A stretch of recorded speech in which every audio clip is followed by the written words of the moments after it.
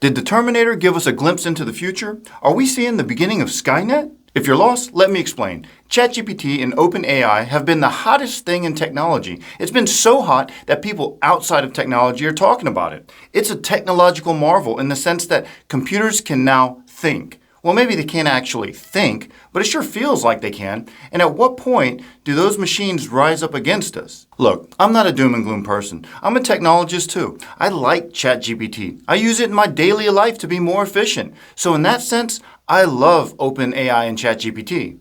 But to me, there's one topic that no one seems to be talking about. Yeah, people are starting to talk about security concerns. They're talking about bad actors. With AI-generated videos and voiceovers, how are people supposed to distinguish real from virtual? I watched a podcast with Socrates and Bill Gates this morning to give you an idea. I'll put a link to that podcast in the description below. But the question remains, who's training the trainer? Who's monitoring and maintaining the behavior of this artificial intelligence? This is a brand new realm. When you talk code or applications, you talk logic. Maybe you talk about the behavior in the sense of how an application runs or how the underlying infrastructure runs. But until now, we've never spoken about an application's behavior in a sense that it'll have an opinion. So who's creating that opinion? What's influencing that opinion? Whose biases are being input? And how are those things being audited? What's the standard for these opinions? Have we opened Pandora's box? Then you see news like this. The Godfather of AI steps down at Google. Geoffrey Hinton, the renowned researcher and Godfather of AI, quit his high-profile job at Google so he could speak freely about the serious risks that he now believes may accompany the artificial intelligence he helped usher in, including user-friendly applications like ChatGPT. Hinton gave his first public remarks about his concerns at the MIT Technology Review's AI conference. His comments appeared to rattle the audience of some of the nation's top tech creators and AI developers. I'll link the article to the description below. It's worth reading. Considering the source, I'd say he knows what he's talking about. But there were some opposing views in the article, such as this one from Michael Hamilton, a co-founder of the critical insight and risk management firm. He said, quote, "I think everyone needs to take a step back here and get away from the hyperbole because we don't know that this is going to turn into Skynet. Everyone's saying that AI is going to become sentient or whatever. No, it's not. It's a computer. It does what you tell it to do."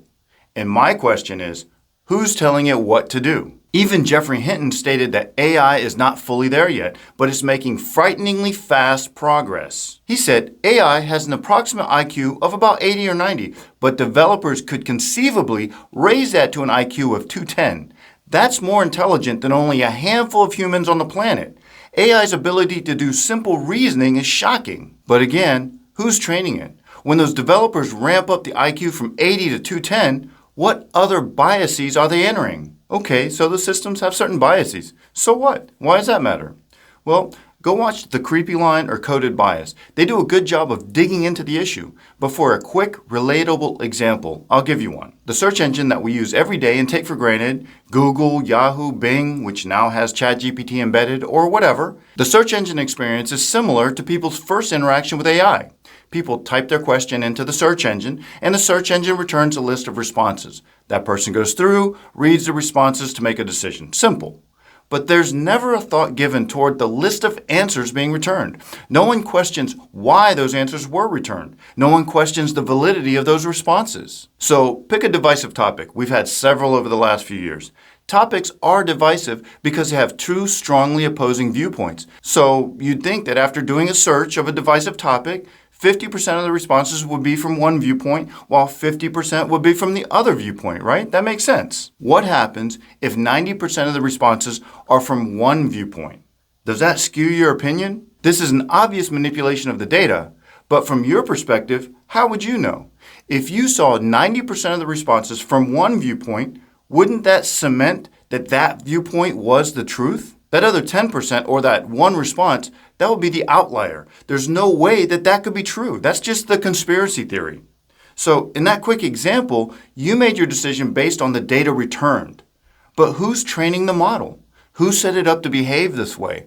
How do we know? Of course, this is just an example, but it puts into perspective the effect of biases in these models. So fast forward to ChatGPT and AI, how would those inherent biases affect us? So while everyone's focusing on the technology and the risks, it doesn't seem like anyone's talking about the inherent biases.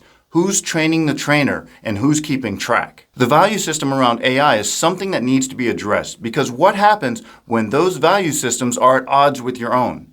And don't get me wrong, I do like the technology. It's amazing stuff, but there are risks associated with it. ChatGPT isn't impervious. In fact, watch this video where I talk about the latest ChatGPT data breach.